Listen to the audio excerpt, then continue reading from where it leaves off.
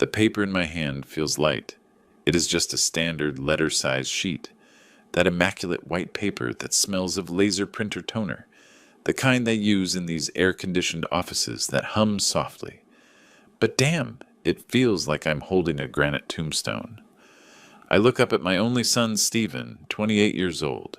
His navy blue Armani suit fits his slim but toned body perfectly. A body that has never known the feeling of carrying a 100-pound truck tire. He sits with his legs crossed, and the tip of his shiny leather shoe moves up and down to the rhythm of feigned patience. Miller? Are you seriously going to erase Miller from your life, Stephen? My voice comes out raspy, dense like the sound of an old engine lacking oil. My throat tastes bitter. Stephen lets out a sigh, one of those sighs full of boredom, reserved for a senile old man. He reaches for his wrist to adjust his gold cufflinks, the gift I gave him the day he graduated with his master's degree. Dad, please, do not make a scene, he says with a cold voice, without a single ripple of emotion. Miller sounds like grease. It sounds like a mechanic shop, like sweat, like being poor. It sounds like a man who wipes his nose with his shirt sleeve. He pauses, tilting his head to look at me as if he were analyzing a defective architectural blueprint. On the other hand, Montgomery. Stephen Montgomery. Do you hear it? It has class. It has a future. My fiancée and her partners cannot associate with a last name so common. It is a matter of branding, Dad. You would not understand. Branding? That damn corporate word coming out of his mouth again. I look down at my hands resting on the gleaming glass table. Calloused hands. Thick calluses. Cracks that, no matter how much soap I use, never get completely clean. There is always that black trace of oil accumulated over 40 years. These rough fingers have taken apart thousands of engines. They have tightened millions of screws to earn every single dollar that fed him. Anger explodes in my chest, burning like a furnace. I slam the paper against the table hard. Bam! That common last name paid for your degree abroad, you ungrateful brat. These grease-filled hands gave you that soft skin you have. Do you think money fell from the sky? It fell from this last name. Mr. Henderson, sitting at the head of the table, shudders slightly and adjusts his glasses, but he dares not say a peep. He knows my temper. But Stephen is not afraid. He does not even blink. Exactly, Stephen replies with a voice sharp as a scalpel. And I do not need them anymore. Those hands have already served their purpose. Now, I need you to sign the transfer of the company under my new legal name. Forget about seeing your future grandchildren. I do not want them to carry your stigma. I freeze. Stigma. He calls my blood a stigma, my father's blood, my ancestors' blood, a stain. Are you blackmailing me with my grandchildren? I ask, my voice trembling. It is not blackmail. It is brand protection. Stephen stands up, buttoning his jacket, radiating that upper-class air he craves so much. The Montgomerys are a dynasty of architects and developers. The Millers fix the Montgomerys' cars. You decide which side of history you want to be on. He pushes the paper toward me, along with an expensive Mont Blanc fountain pen. Sign it. You have until the engagement party. If there is no signature, there is no family. He turns around and leaves. His expensive cologne floods my nose, suffocating the inert smell of paper and ink. I stay there, alone in the middle of the immense office. The son I love the most has just killed me. Not with a bullet, but with a name change procedure. Damn it, he not only wants my money, he wants to erase my existence. Before we continue, subscribe to the Williams Revenge Stories channel, and tell us where you're listening from in the comments below. I walk out of the skyscraper, and the scorching Texas sun hits my face like a bucket of boiling water. But, how strange, I feel cold. An icy chill runs down my spine and gets into every bone of my old body. People say the greatest pain is losing a loved one. They are wrong. The greatest pain is when your loved one is still there, alive and kicking, but his soul has turned into a strange monster. I get into my '98 Ford F-150, old with paint faded by the sun and wind. The cracked leather seats with foam coming out. It looks out of place in this parking lot, full of Mercedes and BMWs. The guard looks at me with pity, as if I were an old peasant lost in a royal palace. Miller sounds like servants. Stephen's phrase repeats in my head like a stuck cassette tape. I look at myself in the rearview mirror. My face is furrowed by deep wrinkles, marks of the sun and hard work. My skin is weathered and dark, my eyes sunken and tired. Was I wrong? No, damn it. I have worked from sunup to sundown. I started as a helper sweeping the shop, enduring scoldings from the boss, with hot oil splashing my face. I skipped lunch for 5 years to save up and open my first shop. When my wife Emily died, giving birth to Stephen, I was fixing carburetors with my son strapped to my back. I remember the nights the boy had a high fever. I sat by his bed with hands still dirty with oil, afraid to touch him and stain his white skin. I swore to Emily's spirit, the boy will never have to crawl under a car like me. He will be the boss. He will be clean. And boy, is he clean now. So clean that he wants to wash away and erase this dirty father. I start the engine. The V8 roars with power, vibrating the whole chassis. This sound is music to me. It is my heartbeat. But for Stephen, it is just noise. Kill? So do you. I am dead, I mutter, repeating the question from a while ago. Socially, yes. Do not be offended. It is just business. Tears well up, hot, rolling down my cheeks, covered in stubble. I hit the steering wheel hard. The pain of the blow helps me wake up a little. I drive out of the luxurious downtown, heading toward the industrial zone on the outskirts. Over there is dust, noise, chaos. But that is my place. The city passes through the window.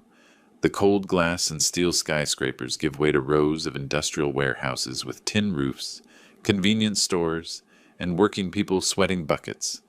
I feel like I am splitting in two. One half wants to run and hug my son, kneel down and beg him not to leave the family name, beg him not to leave me. The other half is lighting a dark flame, the fury of a wounded beast. My phone vibrates. Message from the bank, notification of the monthly transfer. For Stephen's expenses, $5,000. I keep sending them religiously, even though he graduated and has been working for 3 years. I want him to live comfortably. It is just business, he said. I look at the cell phone screen, my thumb trembling over the cancel recurring transfer button. But I stop. No, not yet. If I cut off the money now, he will make a scandal saying I'm a mean and stingy old man. He will have the perfect excuse to play the victim in front of his fiancée and her family. I need another plan, a plan worthy of this insult. I step on the gas and the truck shoots forward, leaving behind a cloud of black smoke, just like my soul right now. Dark and suffocated, the flickering neon sign appears before my eyes, Miller Diesel Specialists. The letter M burned out last week, but I haven't ordered it changed. Now that I see it, it seems ironic. Maybe it was an omen. I pull the truck into the yard. The smell of diesel, burnt rubber, and metal hitting metal fills my nose as soon as I open the door. For others, it is a stench. For me, it is the smell of daily bread, the smell of honesty. "Boss, you are here!" The shout resonates from ramp number 4.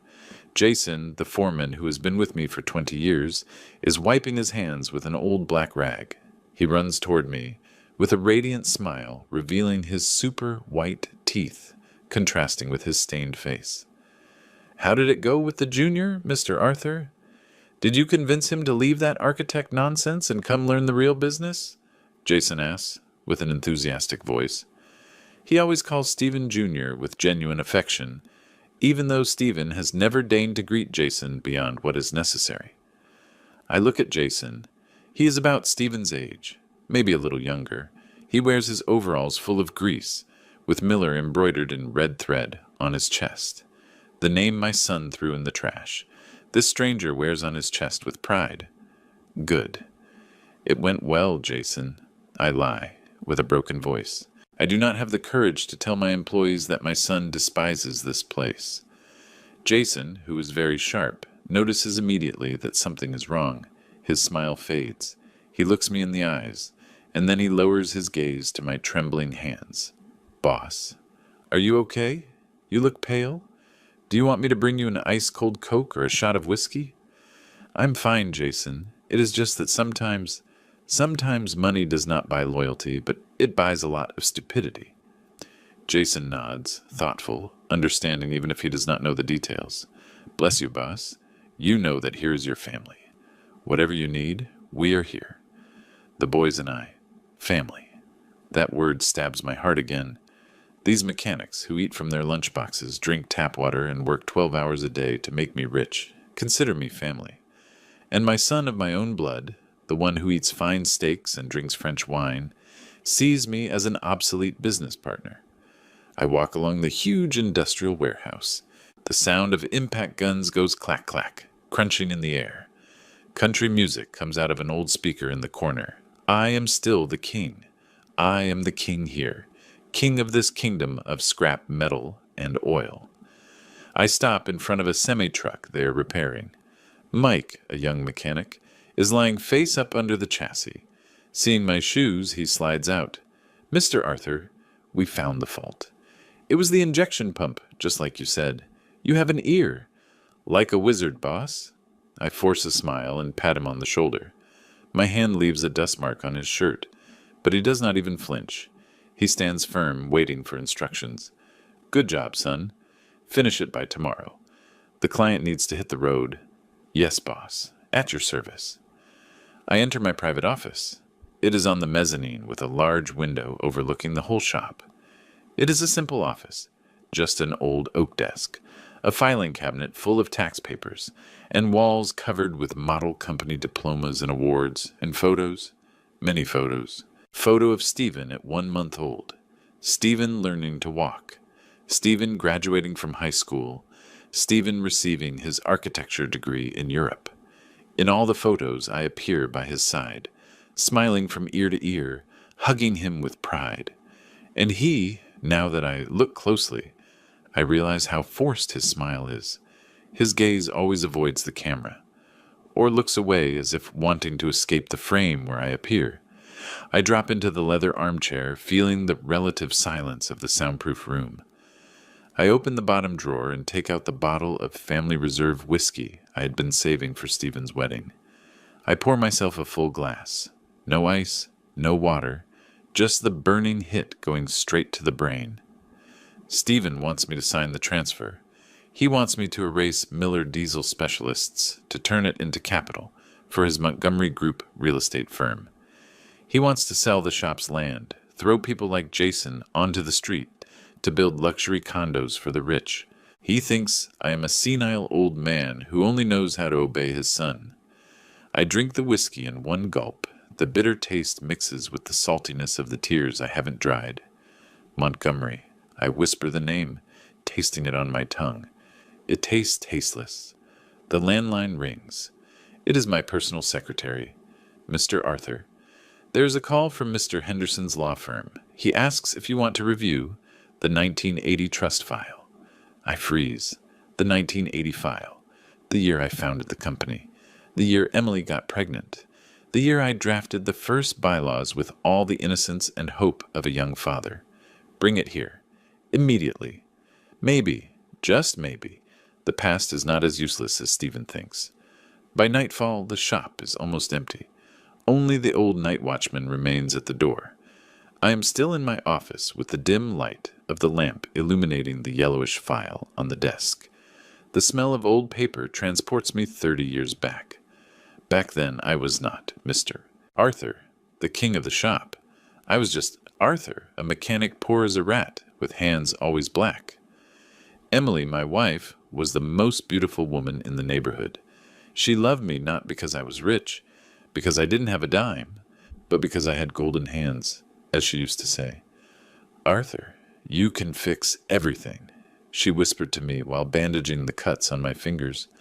But promise me our son won't suffer like this.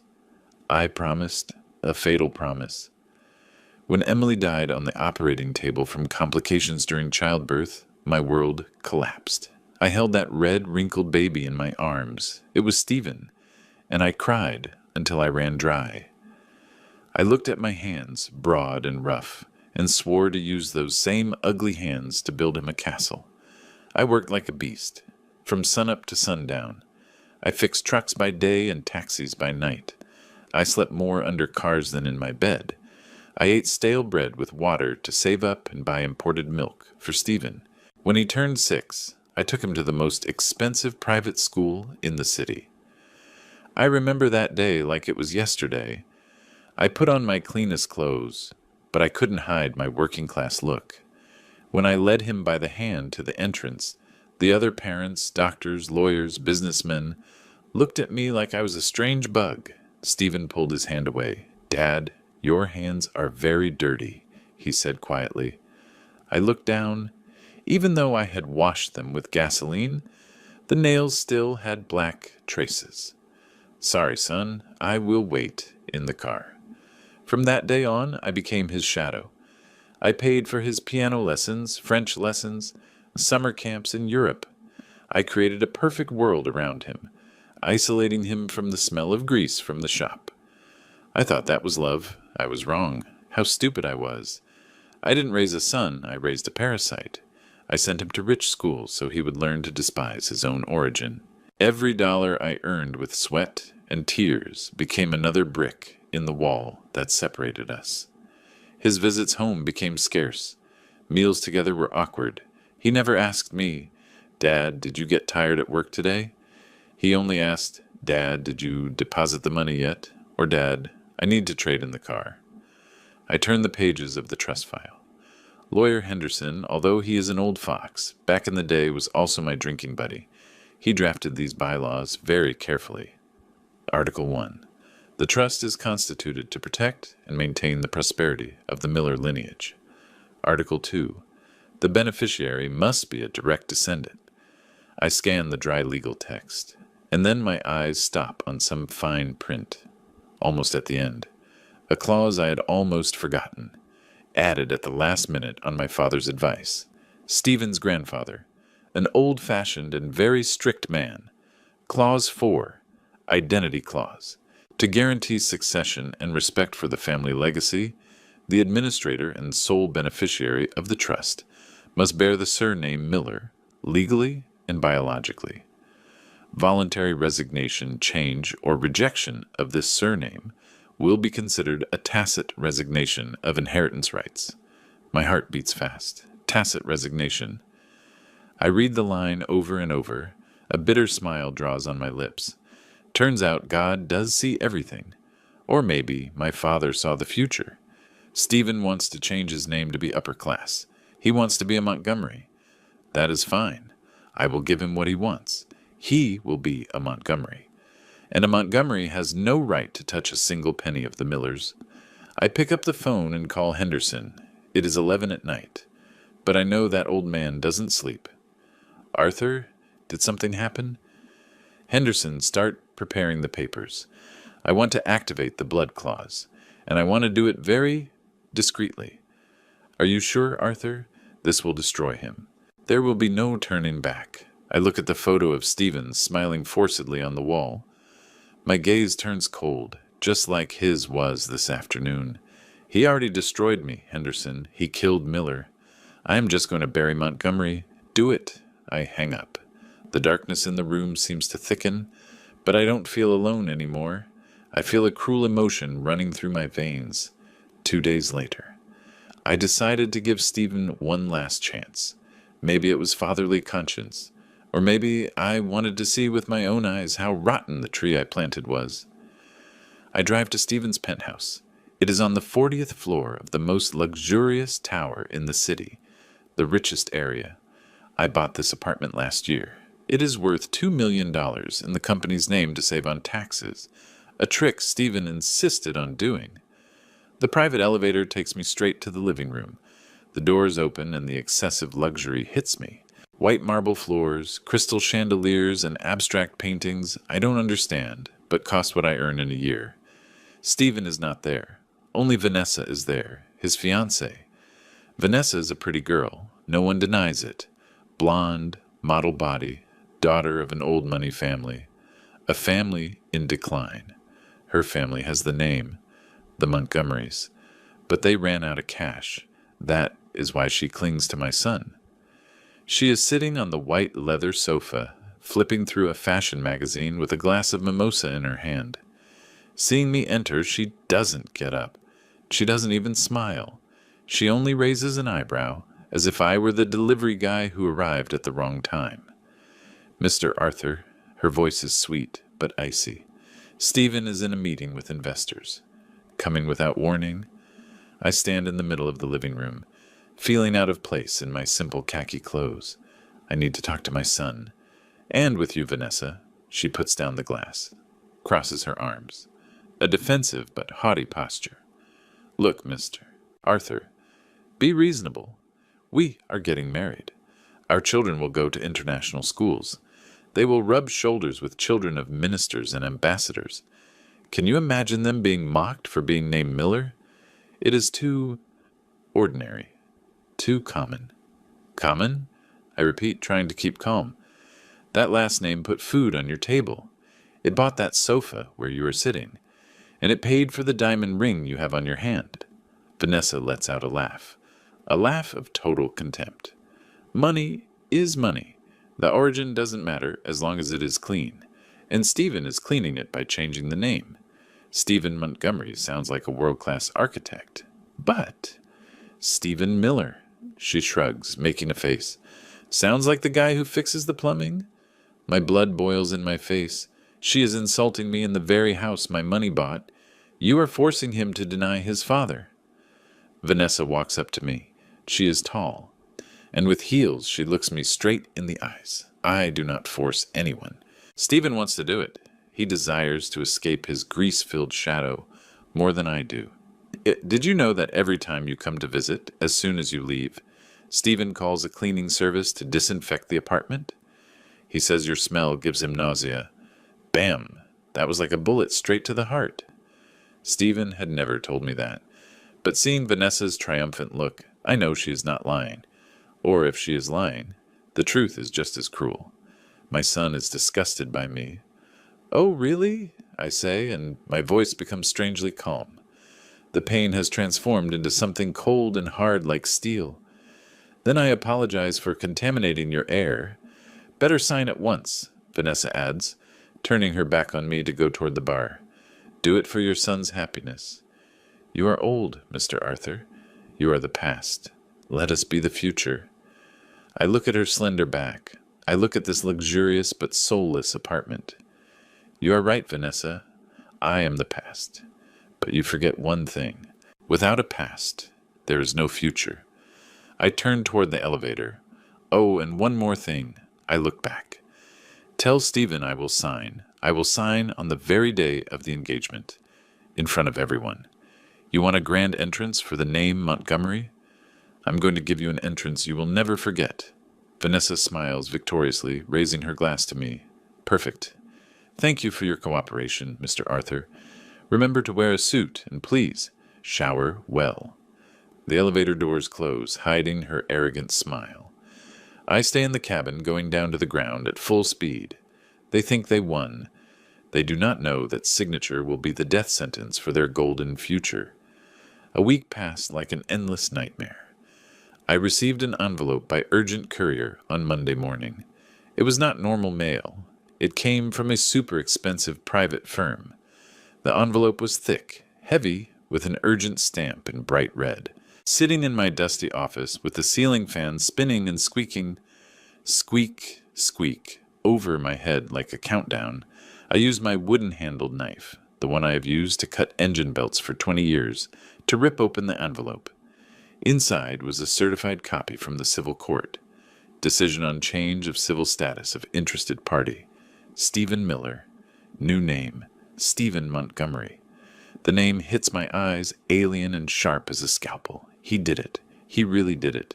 He cut the last tie with me, with his mother, with his grandfather. He killed Miller to be reborn as a stranger. Next to that came another file. Asset cession and corporate restructuring agreement.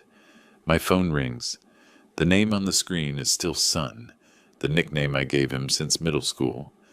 I look at the flashing screen, my thumb hesitating over the answer button. I take a deep breath and swallow the bitter lump in my throat. Hello? Did you receive the papers, Dad? Stephen's voice sounds without greeting, cold and cutting, like a CEO giving orders to some random employee. I have them in my hand, Stephen, or should I call you Mr. Montgomery? On the other side, a mocking chuckle is heard. Call me whatever you want, as long as you sign. Vanessa and I already bought tickets to Europe next week. We want to leave this settled before going. You know, to start from zero, clean. Clean, I repeat the word, feeling the acid taste in my mouth. You want to erase the Miller sign out there? The sign I hung with my own hands when you were a baby? It is old, Dad. It is rusty. It makes the neighborhood look ugly. Hire someone to redesign it. It will be Montgomery Automotive Group. Sounds much more elegant, right? The clients will be Porsche people, Ferrari, not those smelly truckers friends of yours. I close my eyes. He is not only stealing the company. He wants to chase away my clients, my trucker brothers with whom I have spent so many hardships. And if I do not sign, I ask with a grave voice, then you will never see my face again. Stephen's voice becomes icy without a shred of humanity. Vanessa is pregnant. You are going to be a grandfather. My heart skips a beat. My grandson, but he continues, ruthless as an executioner. If you do not sign, that child will be born in Madrid. He will grow up without knowing who his grandfather is. He will only know his grandfather was a stubborn mechanic who died somewhere in Mexico or Texas. Do you want to die alone in that grease-filled shop, or do you want to hold the firstborn of the Montgomerys? You decide. He hangs up. The tone beep, beep, sounds eternal in my ear. It is not a proposal, it is a sentence. He uses my unborn grandson as a hostage. Damn it, how could I raise a demon so cold-blooded? I look at the file. The letters dance before my eyes. Article 1. Mr. Arthur Miller cedes all control, land, facilities, and brand to Stephen Montgomery. I reach for the bottle. I am shaking so much I spill whiskey on the table, soaking the judge's signature. That night, I did not go home. Why go to an empty and cold house? I stayed at the shop. I drank. I drank as if whiskey could wash away this humiliation. I walked stumbling between the rows of trucks, waiting for repair. In the darkness, they looked like giant metal monsters sleeping. Only they are faithful to me. Only they do not despise these dirty hands. I stopped in front of an old wrench hanging on the board, the first tool I bought with my first helper's salary at 15. It is worn, shiny from the sweat of my hands. Why? I screamed, and the echo bounced off the tin walls. Why, my God, what did I do wrong? I worked from sunup to sundown. I didn't gamble. I didn't chase women. I just wanted him to have a better life than mine. I threw the bottle against the wall. Crash. The glass exploded, scattering over the oil-stained concrete floor. I let myself fall to the ground, leaning my back on a huge truck tire. I cried. For the first time in 20 years since Emily died, I cried my eyes out like a child. I remembered Stephen as a little boy, the day he ran into the shop, face-stained, holding a toy screwdriver. Dad, I help you fix the car. What did I do? I yelled at him. Get inside the house right now. You are going to get your clothes dirty. Do not touch this trash. I myself planted the idea that my job was dirty, that it was trash. I wanted to protect him, but unintentionally I taught him to despise me. What a fool I was. I look at my hands under the moonlight coming through the window. Black, rough, broken nails. Stephen is right. These hands are disgusting. Maybe I should sign. Sign, and that's it. Let him sell the shop. Let him erase the name Miller. Maybe Miller deserves to be forgotten.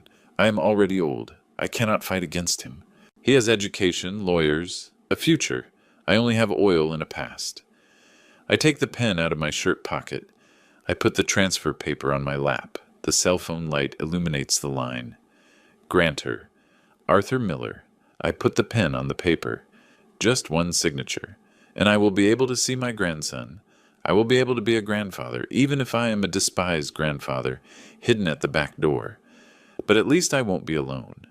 The fear of loneliness eats away at self-respect in a terrible way. Just then a noise comes from the metal shutter. The sound of the curtain chain rattle snaps me out of my drunkenness. Who comes to the shop at 2 a.m? A thief? I get up on all fours and grab a 2-foot iron pipe. Who goes there? Show your face, I shout, slurring my voice but threatening. The curtain goes up halfway. A shadow crawls in. Boss? It is me, Jason. Jason, the foreman. He is wearing pajamas, flip-flops, and a scared face. Jason? What the hell are you doing here at this hour? I lower the pipe. I saw your truck in the yard. I passed by and saw the office light off, but the shop door unlocked from the inside. I got worried.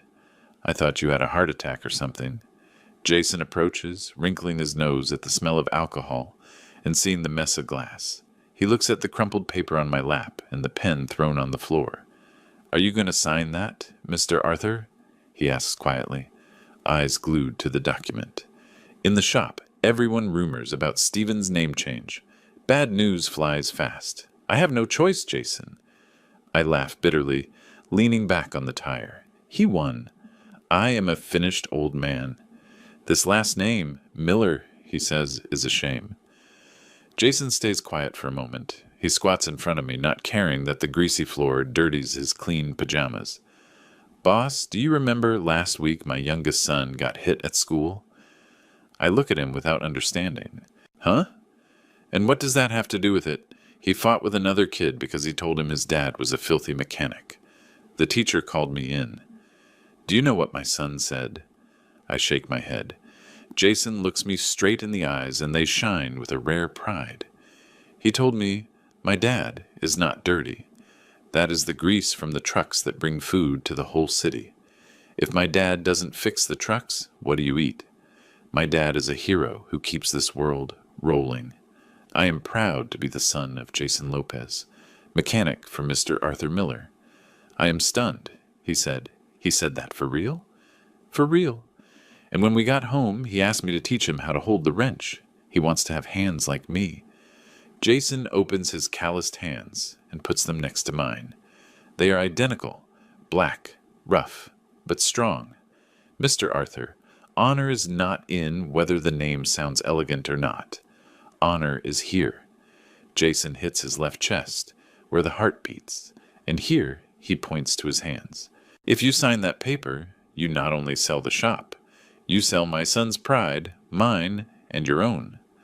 Are you going to let Stephen erase the name that so many people respect? Jason's words are like a bucket of cold water. My drunkenness goes down instantly.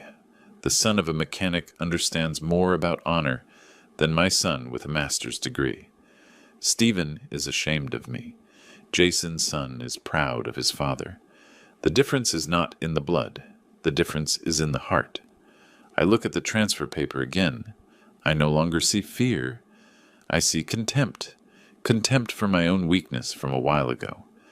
I ball up the paper and throw it hard against the broken glass. You are right, Jason. Damn, you're right. I get up, stumbling but with a straight back.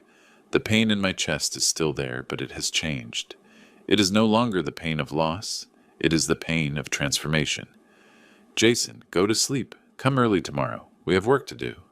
What work, boss? I need to go see the lawyer. I am not going to sign my death sentence. I am going to sign his.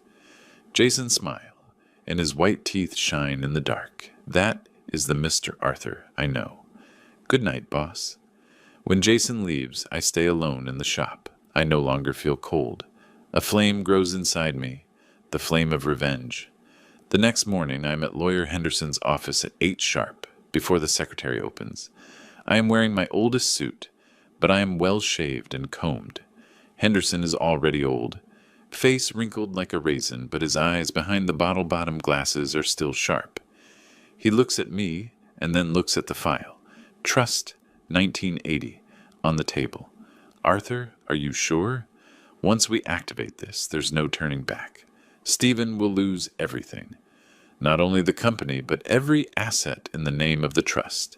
The apartment, the car, the accounts. He will be on the street, literally. I take a sip of my black and bitter coffee. He chose the street since he signed as Montgomery Henderson. I am just helping him fulfill his wish. Henderson sighs and opens the page of the clause. All right, let's review for the last time. Article 4, Identity Clause. Stephen violated it directly by changing his last name. This activates the tacit resignation. He taps his bony fingers on the paper. But the problem is in Article 5, Substitute Beneficiary. When Stephen loses his rights, who do they pass to? In the original from 1980, you left this blank because there was no one else. I know, I say, taking a small envelope out of my jacket. That is why I drafted this. The codicil of 2010. Do you remember? The year Stephen shouted at me for the first time that he wished I would die, so he could inherit. Henderson raises his eyebrows, takes the envelope and opens it, reads quickly, and then looks up with total astonishment. Are you serious, Arthur? This person is not of your blood. Does the law require the beneficiary of the trust to be of the same blood? No. It is a private trust. You decide. But it is your life's patrimony. Giving it to a stranger. He is not a stranger, Henderson, I interrupt firmly. He is family. Family are the ones who stay when the ship sinks. The one who carries my blood was the first to punch holes in the ship to save himself. Henderson stays quiet for a good while, and then nods slowly. A sly smile appears on the old lawyer's mouth. Agreed. Legally, this is solid as concrete. If Stephen signs the act confirming being Montgomery before the assembly, he himself will be locking the cell of his own prison. What is the plan? You need him to get confident. He has to believe you already gave up. He needs to organize that signing ceremony as big as possible. The more witnesses there are, the more irreversible his fall will be. I stand up and shake Henderson's hand. His hand is cold, but mine is colder. Don't worry. I am going to play the role of the defeated father to perfection. Leaving the office, I take out my cell phone. It is time to call Mr. Montgomery. It rings 3 times before he answers. What do you want? Did you decide yet? I am busy choosing tablecloths for the party. Stephen's voice sounds annoyed. I take a deep breath, adjusting my voice. I make it sound trembling, tired, older than I am. Stephen. Dad? Dad is sorry. Silence on the other end for a second. Satisfaction travels through the line. You are sorry? Meaning you accept. Yes. I am already old, son. I cannot fight with you. You are right. These times call for elegant names. Miller. It is just the past. I will sign. I will go to the party and sign everything you want. I only ask you. Let me see my grandson when he is born. Stephen laughs loud, a triumphant and arrogant laugh. Ha, ha, ha, ha. Finally, the old man came to his senses. Excellent, Dad. Vanessa will be very happy. This will be the best wedding gift. So what time do I arrive at the main entrance of the hotel? I ask, feigning submission. Stephen's voice lowers in tone, returning to that usual cruelty, and this time adds an extra 5% of poison I didn't imagine. Ah, about that. Dad, look, the guests are pure VIP, ambassadors, bankers, arriving in that old rusty truck at the main entrance. It would look very bad, very tacky. The valet parking guys don't even know how to drive those clunkers. So, what do? Enter through the back, through the service door. There is a freight elevator that takes you straight to the waiting room. Wait there until I call you. You come out on stage, sign, and then, well, you can leave early to rest. Through the back door, freight elevator, and then get out. He treats me worse than a guard dog. And one more thing. He adds, wanting to drive another nail into the coffin of our affection. Dad, please, put your hands in bleach or do something. Don't bring black nails when you grab the pen. And put on a lot of cologne. I don't want the smell of oil to stick to Vanessa's dress. It is disgusting. I squeeze the phone so hard I feel like I'm going to break the screen. My blood boils, but my voice comes out soft, resigned.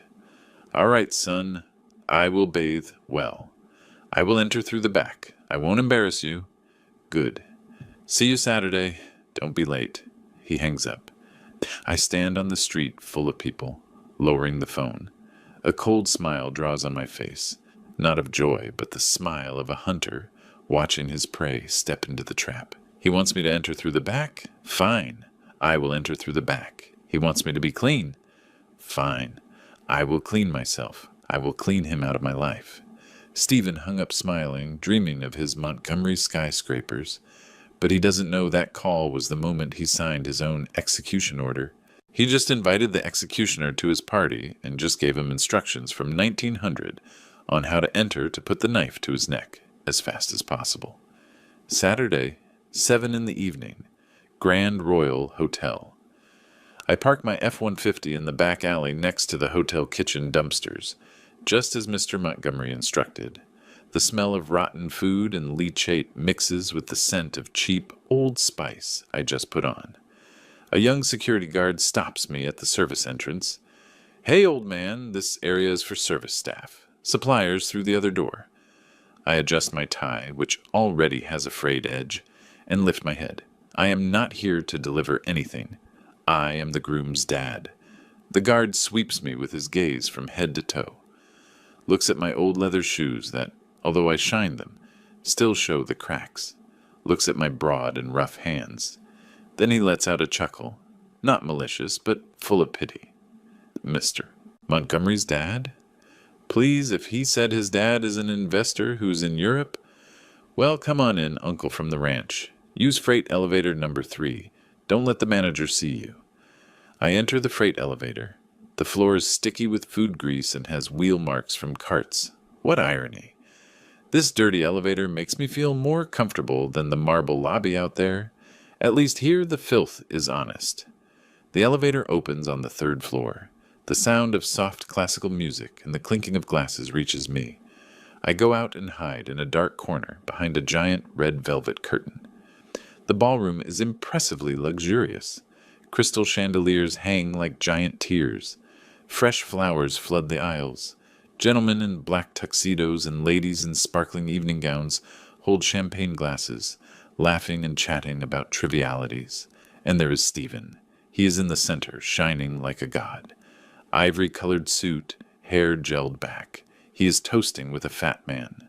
I think he is the president of the Association of Architects. Vanessa is by his side, radiant and sharp as a knife dipped in gold. I take a deep breath and step out of my hiding place. Stephen sees me. The smile on his face turns off instantly, replaced by a frown of total alert. He excuses himself from the guests and pulls Vanessa quickly toward me, intercepting me near the area where waiters leave dirty dishes. "You are on time," he hisses through his teeth, looking everywhere in case someone sees us. "But what are you doing standing here? I told you to wait in the waiting room." "It was locked." I lie. "I wanted to be here to see him act." Stephen exhales with annoyance, making a face of disgust as he gets closer to me. He sniffs. "What did you bathe with?" "That cologne?" My God, smells like a neighborhood barber shop. Step away from Vanessa a little. She has nausea from the pregnancy. Vanessa covers her nose with a handkerchief, looking at me as if I were a cockroach that just came out of the pantry. "Mr. Arthur, please, do not touch anything, especially the food. Look at your nails. Even though you cut them, they look black still. The guests will lose their appetite." I look at my hands. I soaked them in Clorox for 30 minutes last night until my skin turned red and stung. But the oil that has gotten into the meat for 40 years doesn't come out with bleach. "Don't worry," I say with a raspy voice. "I am not hungry. I just came to sign." "Good." Stephen adjusts my bow tie, a gesture that looks affectionate from afar but is actually to push me back. "Stay still in this corner. Do not talk to anyone. Do not laugh loud.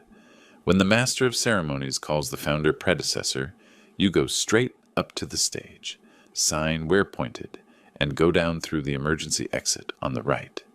My driver will take you home. Understood?" "Understood, Mr. Montgomery." He nods, satisfied, and turns around to blend in with the crowd again, transforming back into Prince Charming. I stay there, alone in the dark, hugging the old file against my chest. The music sounds sweet, but in my ears I only hear the thump-thump of my heart. They don't know that the shadow standing in this corner is not a finished old man. It is the Grim Reaper sharpening the scythe. An hour later, the ballroom lights go down. A spotlight illuminates the center of the stage. Thunderous applause. Stephen goes up to the podium, taking the microphone with absolute confidence. Ladies and gentlemen, his voice resonates, warm and convincing. Thank you all for being here to witness the birth of a new era. Today we not only celebrate my engagement to Vanessa, but also the birth of Montgomery Group. More applause. The giant screen behind projects the new logo. An M stylized in gold, elegant, modern. Not a trace of the wrench and gear of the old Miller Diesel Specialist logo. Many ask me, what is my secret to success? Stephen continues, pacing the stage. It is the courage to change, courage to get rid of the old, of the obsolete mentality, of the burdens of the past, to reach excellence. Burdens. He calls me a burden in front of 500 people.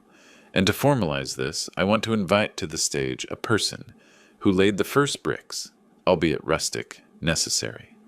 My father, Mr. Arthur. The MC signals me. The spotlight sweeps the room and stops in the dark corner where I am. The light blinds me. I start walking. The room goes totally silent. My shoes hit the wood. Cluck, cluck, resonating clearly. I feel hundreds of eyes pinned on me. Curious looks, critical and some mocking giggles, whispering about my out-of-style suit. I go up to the stage. Stephen receives me with a loose hug, giving me 2 pats on the back. The kind of pats you give an employee.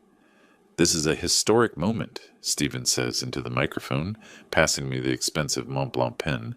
My father will sign the transfer document, officially handing over the torch to the Montgomery generation. They bring a small table. There is the transfer paper, open and ready. Stephen leans into my ear, whispering with that frozen smile for the photos. Sign fast and get out, old man. Don't embarrass me. I take the pen. It weighs tons. Stephen's cologne, Vanessa's makeup. The smell of fake money churns my stomach. I lean in. The tip of the pen touches the paper, but I don't sign. I stand still like a statue. 1 second, 2 seconds, 5 seconds. The silence starts to get uncomfortable. The band stops playing. Murmurs in the audience start to grow. Stephen gets impatient, clears his throat. Dad? Are you very emotional? Sign already. I raise my head slowly. I don't look at the paper. I look straight into Stephen's eyes. My old and tired eyes suddenly shine with a fire he had never seen. I take the microphone from the podium. 1 moment. My voice comes out firm, without trembling, hard as a hammer hitting the anvil. There is a small confusion here. The whole room holds its breath. The silence is no longer curiosity. It is a deathly silence. The tension is so dense it could be cut with a knife. You can even hear the ice melting in the glasses at the farthest table. Stephen pales. He tries to take the microphone from me, but I take a step back, holding my old file up high.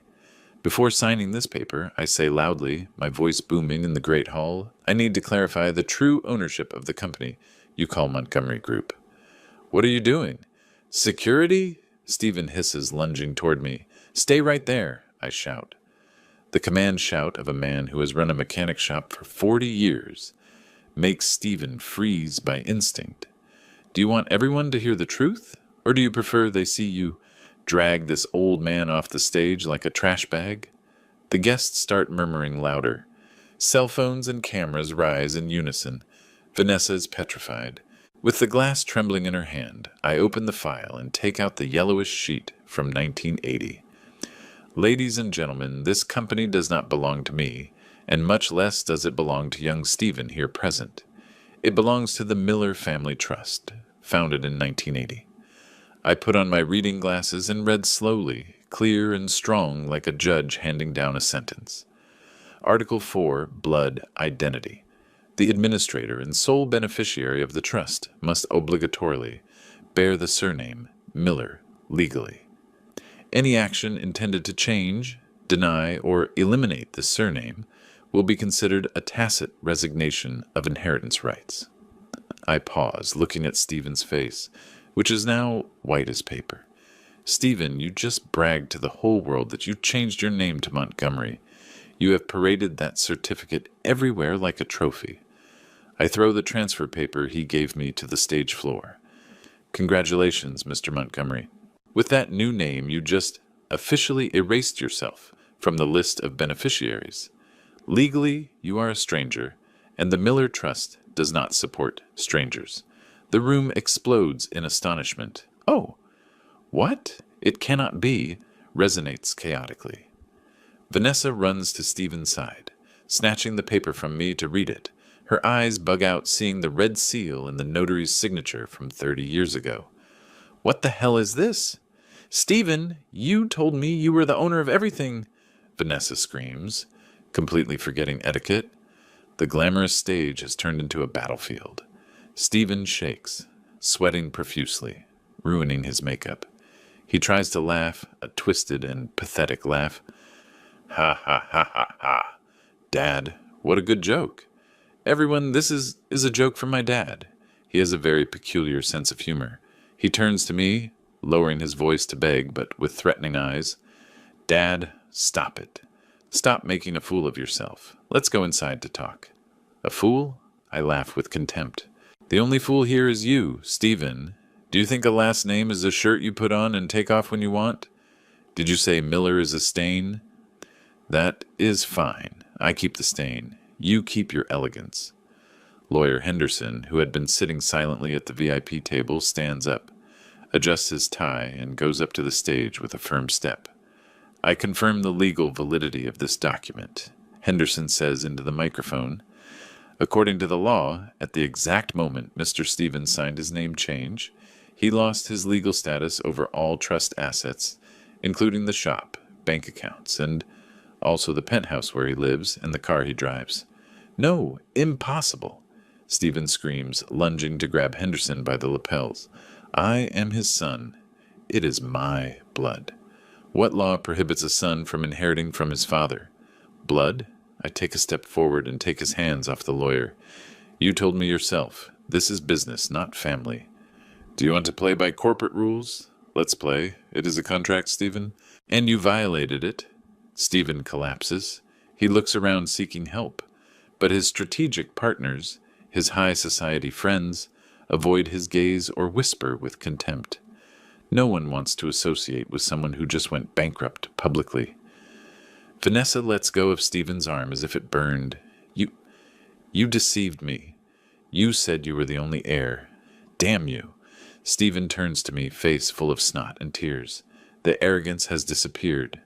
Only the cowardice of a spoiled child, whose candy was taken away, remains. Dad, I was wrong. I will change it back. Tomorrow I will go to the courthouse. I will be Miller. I will tattoo Miller on my forehead if you want. Don't do this to me. I look at him kneeling at my feet, clinging to my old khaki pants. Those same ones that gave him disgust a while ago. My heart shrinks, but my mind is cold as ice. Change it back? I ask. Yes. Right now. It is just a name. Yes, it is just a name.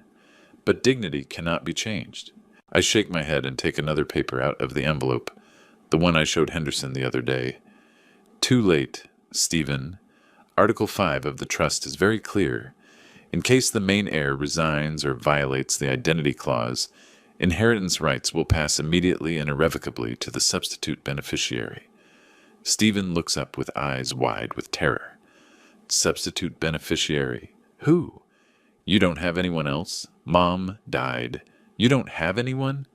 Vanessa shrieks. Do you have a bastard son? You miserable old man. I smile. A smile of relief? No. I don't have stray children, but I have a real son. One who never asked me to enter through the back door. One who never asked me to bleach my hands. I look toward the back of the room, near the entrance. Turn on the light, I order. The spotlight points over there. There, hidden shyly behind the door, is a man in a cheap suit, rented in a rush, that fits a little tight on his robust body. He has a glass of water in his hand and a scared face. "Jason Lopez," I call out loud. "Come up here." The whole room turns around. "Jason, the mechanic?" Jason walks trembling, passing between rows of rich people who wrinkle their noses at his humble appearance. He goes up to the stage. He stands by my side, head down and twisting his calloused hands. Stephen jumps to his feet, red with anger and humiliation. This cat. "Are you crazy? He is an Indian. He didn't even finish high school. He is the servant who washes my car." "Shut up!" I slap Stephen. Smack! Dry and loud. A slap loaded with 28 years of disappointment. The room gasps again. This Indian. I hug Jason by the shoulders, forcing him to stand straight. Stood by my side when I got sick. While you were in Dubai. He stayed awake all night fixing trucks to deliver on time. While you were throwing money away at the casino. He teaches his son to be proud of being a mechanic, while you teach yours to despise his grandfather. I turn to Henderson. Read it. Henderson reads with a powerful voice. According to the codicil of 2010, all assets, the brand, and the operation of Miller Diesel Specialists, including real estate subsidiaries, are transferred unconditionally to Mr. Jason Lopez. Jason opens his mouth. Beat, boss. What does it say? I cannot. Take it, son. I push the file into his hands. My calloused hands touch his. A generational transfer, not of blood, but of sweat. You deserve it more than anyone. Keep the Miller name alive. Do not let it die. Stephen howls like a wounded animal and tries to snatch the file. But two huge security guards appear and hold him by the arms. Let me go. I am Montgomery. I am the owner of this hotel. Ah, no. I am... He stammers, realizing he is no one. I look at him for the last time. There is no longer anger, only deep pity. Exactly. You are Montgomery, and I am sorry, Mr. Montgomery. But this party is paid for by the Miller Trust, and the trust just decided to suspend funding immediately. I address the stunned crowd. The party is over. Whoever wants dinner, pay your bill. Jason is on stage, holding the thick file with trembling hands. He looks at the crowd below. People who a moment ago looked at him with contempt for his cheap suit, and now they look at him as if he grew wings. Boss, Mr. Arthur, Jason stammers, sweating cold. This is too big. I only know how to fix cars. How am I going to manage a company? I put my hand on his shoulder, feeling the solidity of a working man. That is why I chose you, Jason. You know how to fix what is broken. That one, I point with my chin to Stephen, who struggles with the guards, only knows how to throw away the old to chase fantasies. Stephen kicks and screams, purple with shame. His true nature, that classism and racism he tried to hide under an intellectual facade, comes out without filter. You are crazy, old man. You give the heritage to an Indian? Look at him. He doesn't even know how to use silverware. He is going to turn the company into a pigsty. Shut up, Vanessa screams, not to defend me, but because she realizes the ship is sinking too fast. I get close to Stephen. I look deep into his eyes, looking for some trace of that little boy, but I only see hate and greed. Stephen, you call him Indian? This Indian stayed guarding the shop all night when Hurricane Alex hit, while you were partying in Cancun. This Indian carried me on his back to the ER when I had the heart attack last year, while you said you were in a meeting. He does not carry my blood, but he carries my heart. I turn to the people and declare, from this moment, Jason Lopez is the CEO. Any decision on assets, personnel, and debts will be made by him. Jason takes a deep breath. He looks at me, then he looks at his calloused hands. His look changes. From fear, it passes to determination. He understands this is not a gift, it is a responsibility. He has to protect the honor of the mechanics. Jason takes a step forward and looks straight at Stephen. Young Stephen, Jason says with a calm and stable voice, I may be an Indian mechanic, but at least I never changed my father's last name to get an entry. That phrase hurts more than my slap. People let out an oof. Some start to applaud. first a few, then louder. They don't applaud because they love Jason, but because they love the drama and hate Stephen's fakeness. But the play is not over. I signal Henderson. It is time for the final economic blow. Henderson takes out another document and adjusts his glasses. Mr. Montgomery. He emphasizes the new last name with sarcasm. Given that you are no longer a beneficiary of the trust, we are obligated to execute the corporate asset recovery clauses. Stephen blinks. Recovery? Of what? The apartment is mine. The car is mine.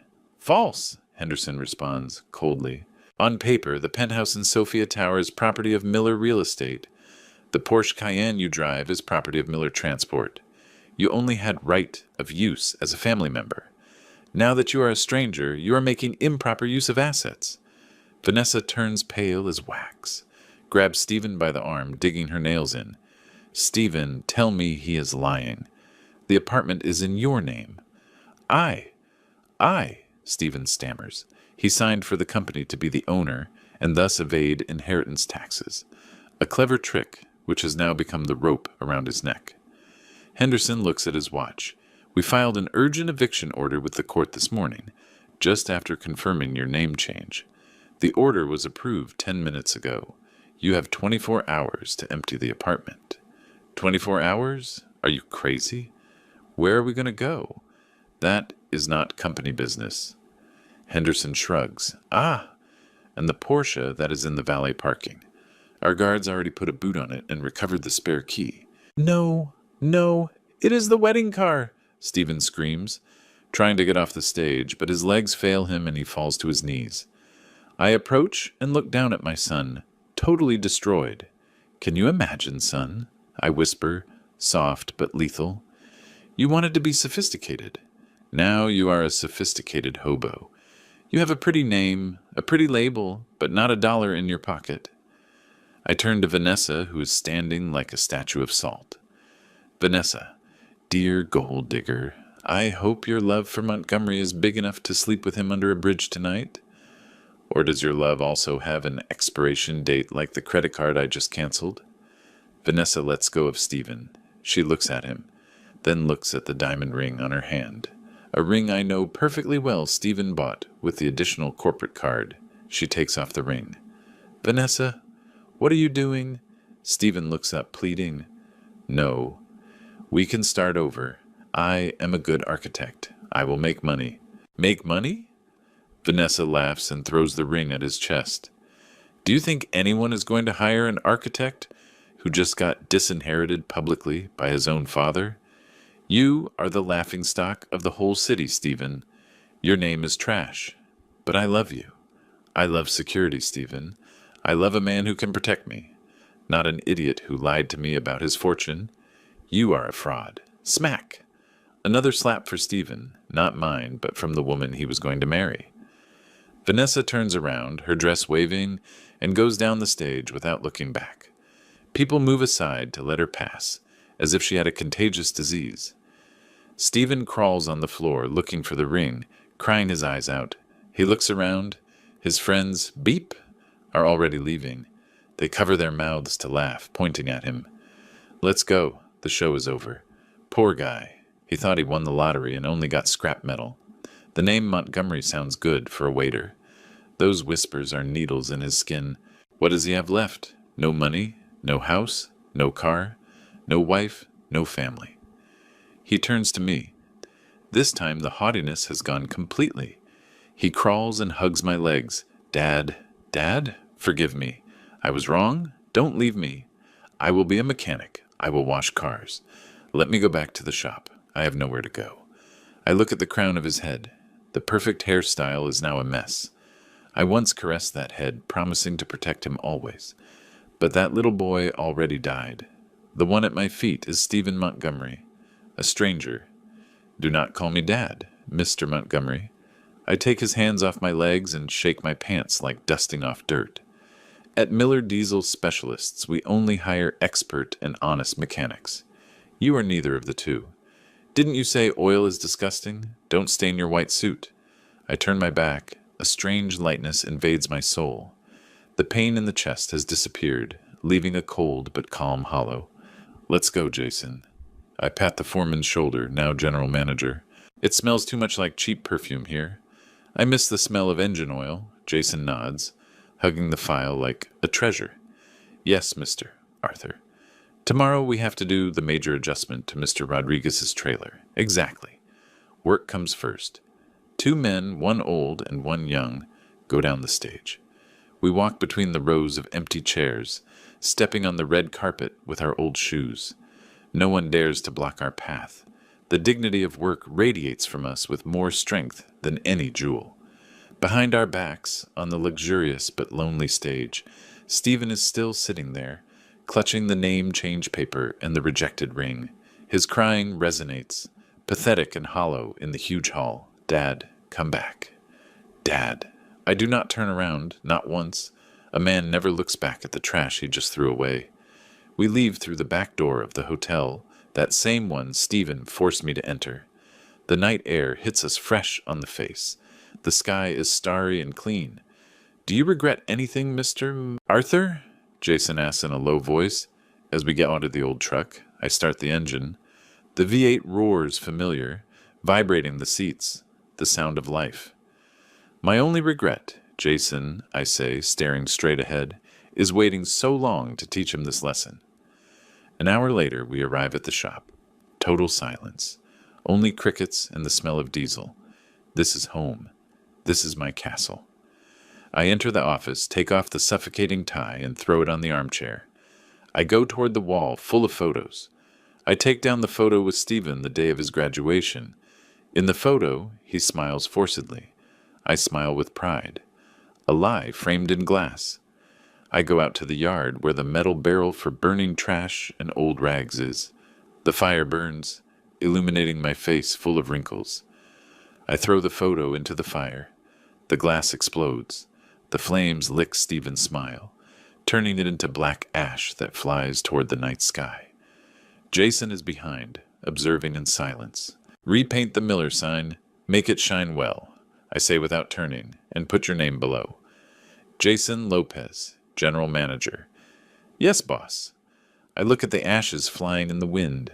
I do not feel sadness. I feel clean. Finally, I washed away the true stain of my life. It was not the oil. It was the illusion of a rotten sun. I turned to look at Jason, the son born of sweat and loyalty. The last name is inherited, but family is earned. And he only earned a pretty name to put on his tombstone.